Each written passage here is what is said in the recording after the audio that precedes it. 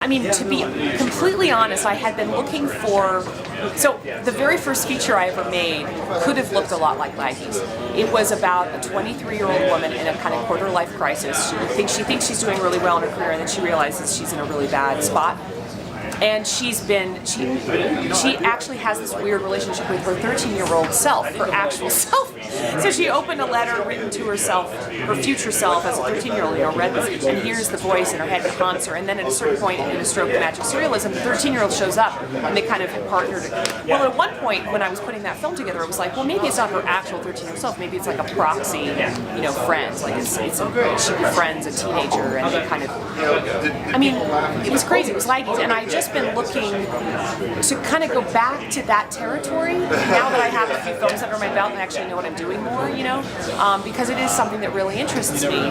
And so that was one reason. It was like, wow, that's crazy. Like this is a film I really literally could have thought of and almost did think of, a few years ago.